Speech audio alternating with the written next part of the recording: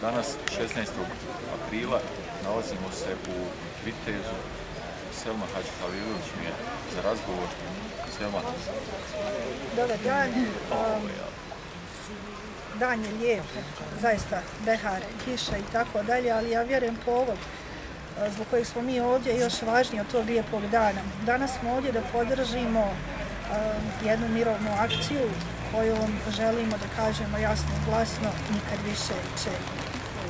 Nikad više brutalnosti rata, nikad više nasilja, nikad više veliki broj žrtava u kojima i dan danas velikom broju niti ne znamo gdje je mjesto, niti mogu da nađu smiraj.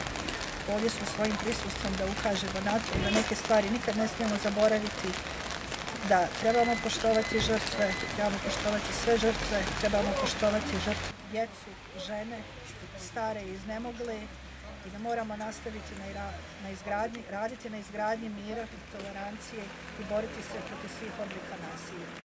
Znači, ja sam Edvin Ćudić, koordinator Udruženja za društvene istraživanje i komunikacije u Sarajevu koji djeluje na nivou Bosne i Hercegovine, ali i regionalno, jer mi imamo aktiviste i u Bosni i Hercegovini i u Crnoj Gori. Ostaju, ova druga mirovna akcija jeste direktno u Ahmićima, nikad više, u tom slučaju da nikad se više ne smije dogoditi ovakav zločin, a još manje da nisu procesuirani zločinci za ovaj zločin. I satom vremena šutnje u Crnini odati još jednom počast, odnosno poštu svim ubijenim žrtvama Ahmića.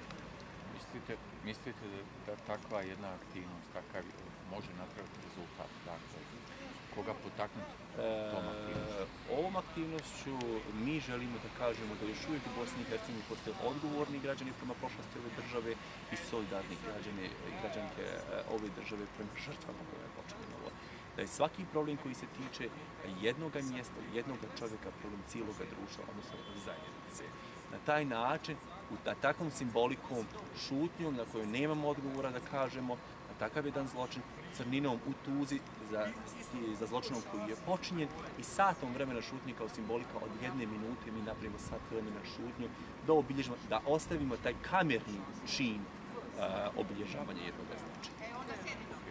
Hvala vam.